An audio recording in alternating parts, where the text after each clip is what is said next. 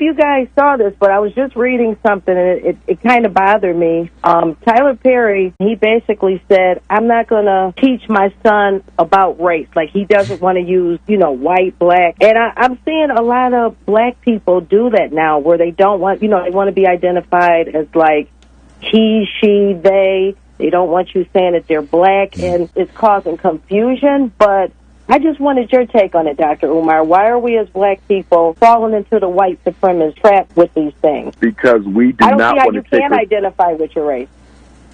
You can't. But remember now, we've been down this road plenty of times. This is nothing new. This is not new at all. This whole technique of trying to become invisible by not identifying with your race, it is, first of all, it is psychopathologically stupid to think white people are going to stop identifying you as black because you don't want to. That's ridiculous. Nobody is going to see you as anything other than what you are, no matter what name you tell them. I don't care if you use Bay, I don't care if you use L, I don't care if you use Muhammad, I don't care if you use whatever you want to use. Everybody knows who you are. They can go straight to your DNA analysis, and the DNA in your body will tell them exactly who you are and where you come from. So nobody is confused about who we are but us. And the only reason why we are confused is because we have no pride in who we are, no dignity in who we are, no respect in who we are. And most of us feel the best way we can escape racism is try to escape being African. That's the strategy. I am going to stop oppression for me and my family by ceasing to identify with that name, which has become the badge of degradation for our people. All this are people jumping off the ship because they don't want to save the ship. It's very cowardly. That's like you belong to a gang, and another gang approaches your gang. And the gang that approaches your gang is much stronger, much bigger. They got better weapons, and they like, listen, we here to destroy y'all. And you like, wow, we can't beat these people. So what can you do? I'm going to take off my gang sign. I'm going to take off my gang rag, my gang clothes, my gang shit. I'm going to take off everything on my body that identifies me with this gang. And why am I trying to disassociate from my gang so badly? Because I don't think we can win.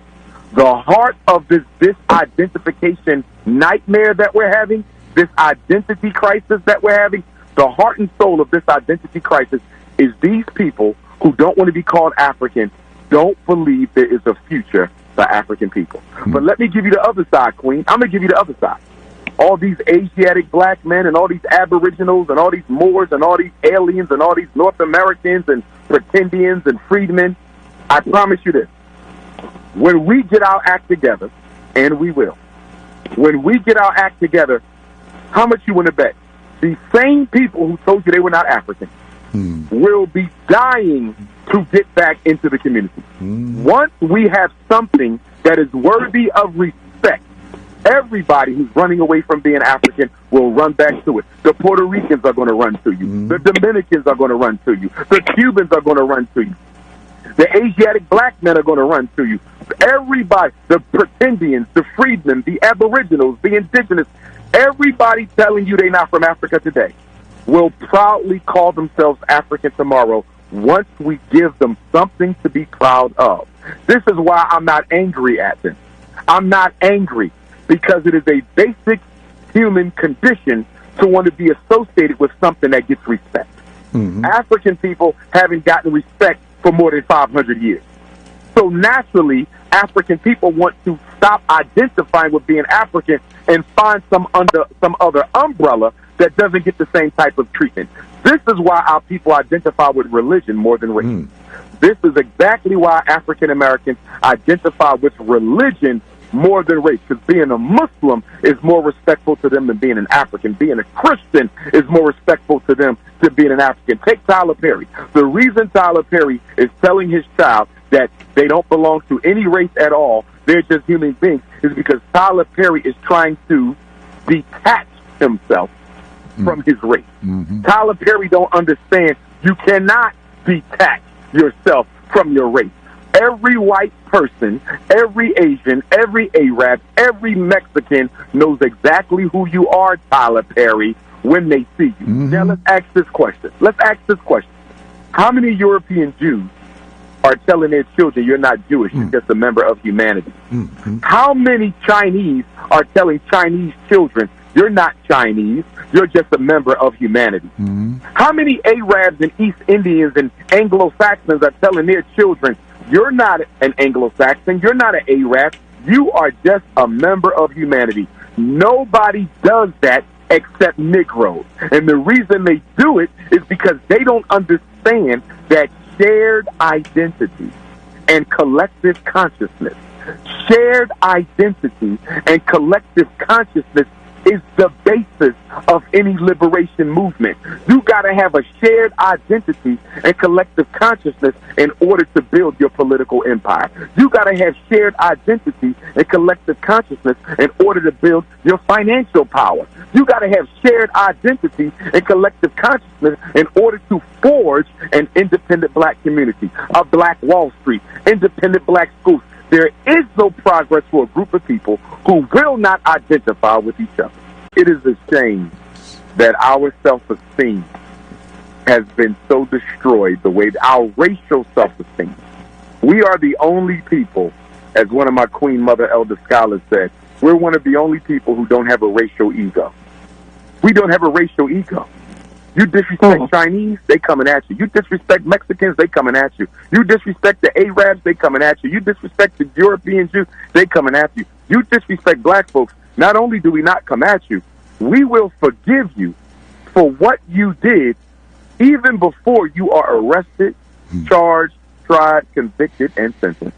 Nothing hurts my heart more than when I see these parents of police genocide victims get on national TV and forgive the police who killed their child before they get arrested, before they get charged, before they get tried, before they get convicted and sentenced. You're not being religious. You're showing how much we as black people don't value our own lives. That's all you're showing, is how much disrespect we have for our own blood being spilled. They still looking for Nazis right now. That's right. And when they find a Nazi, they not trying to forgive or forget. They want the death chamber. You got Nazis hiding out all over the planet because they know the minute they get uncovered, their life is being taken. Ain't no forgiveness, ain't no praying, ain't no can't we all get along. And the reason why black people have that passive, docile, walk all over me consciousness is, once again, we don't believe we can win. Everybody want to be a part of a winning team. Anthem say, Baba David? There's a song in a black national anthem that I always quote. When the song says, "When hope yet unborn has died." The hope ain't even been born yet, and it's already dead. DOA. And we're raising our children to be the same way. Now, all the black kids in the schools now, they have a multicultural fetish now. All the middle school black boys and high school black boys want a white girl. They want a Mexican girl, a Hawaiian girl, anything other than black, because this is what our celebrities and rappers, these Negroes on TV, they pattern. And now the black girls want to get their skin bleached.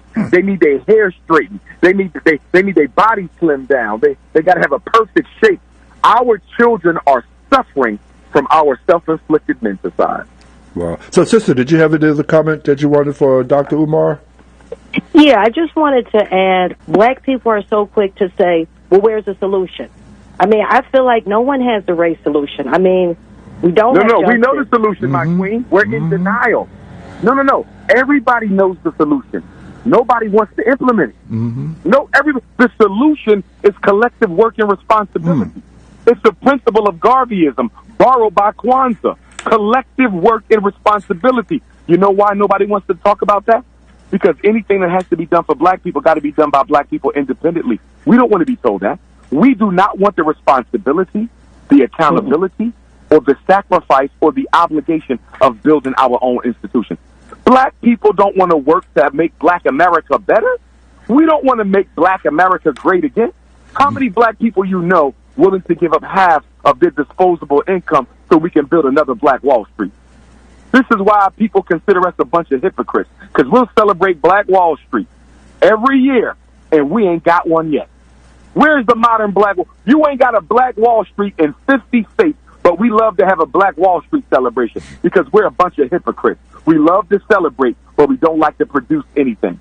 We are not a race of producers. We are a race of consumers. The solution is independent institutions. But who's going to build them? And who's going to put the money up? And who's going to be responsible? And who's going to be accountable? Black people are not interested in sacrificing for black people. And that's why we're dead last. We're the only group in America who have no cultural cohesion whatsoever. Hence the 1,000,001 names we want to call ourselves.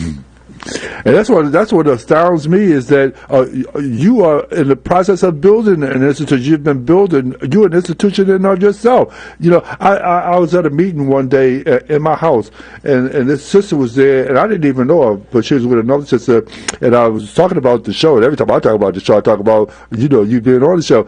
And she says, "Oh, Dr. Umar, he's helped to save my son's life." And I'm saying, but see, you're an institution builder, and we should be collectively working with you. But like you said, people don't want to take the responsibility. So, well, listen, sister, thank you so much for that call and contribution. But before and Baba David, really quick, they need me to fail. Yeah. And the reason they need Dr. Umar to fail is because when FDMG succeeds, not if, but when FDMG succeeds, the bar is automatically raised in our community nationally for the standard of accountability and responsibility and sacrifice. Baba David, I've been at this for 8.5 years now. Non-stop, 8.5 years. So once the school opens, now people don't want to hear a bunch of YouTube videos. They don't want to see a bunch of summer festivals. They don't want to see a bunch of books and documentaries anymore. They want to see if Dr. Umar can build a 4-building campus from the ground, largest independent black campus in America. If he can do that, starting with no money in the spring of 2014, what is your excuse? And what is your excuse? And what is, Baba David, they need me to fail so nobody asks us anything of them other than another YouTube video. Well, I still support you. But one of the things that I wanted to ask you, because it came from our neighborhood, our beautiful North Central Philadelphia, the brother that got a 73-year-old brother that got killed there by the youth. I wanted to know what's your opinion about that, and what do you think about the parents that had their children out that time of morning? It was the wrong thing for them to be out. But I'm going to stop just short of criticizing the parents, Baba David, because I don't know the parents' circumstances. I don't know what medical conditions they have. I don't know what mental conditions they have. I don't know their financial situation. I don't know the family's psychosocial history. I don't know if we're dealing with single mothers who are taxed to their last breath with responsibility for raising them kids by themselves with 2 and 3 jobs. I don't know the situation of the parents. But what I do know is the black community is 100% accountable and responsible for those young people taking those children's life. Why, Baba David? Because if we were organized, those children would have never been outside. Forget the parents. In our culture, we say it takes a village to raise a child. We have to get back to the village. The problem with black America, Baba David, there is no village. Tyler Perry is going to raise his kids to have no racial consciousness at all because he wants to opt out of the village. These people telling you they're not African, they Aboriginals and Indigenous and Native American, they want to opt out the village. And this is what I say. Let everybody who wants to opt out. And make sure it is a permanent opt-out clause. So once we fix ourselves and we get back up on our feet as the glorious African race we are, you're not coming back. If you don't want to be black, no problem. Keep that same energy when we back on top again. That's all I ask. That's right. Keep that same energy. I don't care how much you ain't from Africa. I don't care how much you don't want to be called an African. I'm okay with that, Baba David. Just please keep the same energy when we get our act together as a race. Don't be trying to climb back into the race once we become what we are destined to become. Now, I talked to several people, and the question is often, well, what do we do about the children? Now, as a certified child psychologist, what do we do, or what do we tell our children about such misbehavior and hate towards their peers over frivolous things? They'll be at a moment ready to take somebody's life. Do we exercise more conflict resolution? Do we exercise more rites of passage? I see some coming up around the city and stuff like that. What are some of the solutions that we should apply to our children? Remember this. Without institutions, you cannot control behavior. Without institutions, you cannot control behavior. We can teach our children whatever we want, and we can make them do whatever we want as soon as we give them institutions that we control and the opportunities that they need. Without institutions and opportunities, no black child is listening to nobody in the black community because our message, as far as they are concerned, is not relevant. How can we expect them to listen to us when we send them to white people every day to get a miseducation because we don't want to use our disposable income to build schools and jobs for them? They're not going to respect us until they see us building for them. Not only fighting for them, building for them. Yes, we have to fight for them, but we also have to build for them. And we're not building for our children. Well, then what's going to happen with them? They're going to be exterminated. We as a race are going to be exterminated. The children are in the process of turning against the community. That's what's happening. They're turning against the people who left them out naked and defenseless before an aggressive, narcissistic, inhumane white society and culture. Wow. They are robbing us and they are killing us because we have basically robbed them of their future and killed their opportunities. Well, Brother, the karma of the community is coming home to revisit us. Wow. White America programmed our children to destroy its own community. That is so true. And it's happening every day through the music and the videos. But, Brother Shamari wrote a book. Rap music needs to be banned. Yeah. Rap music needs to be banned. Nothing good has come from rap. I know we coming up on 50 years of hip-hop. And by no means am I throwing the classical hip-hop music under the bus. I'm not throwing classical hip-hop under the bus because classical hip-hop was about culture, consciousness, and entertainment, not this filth here.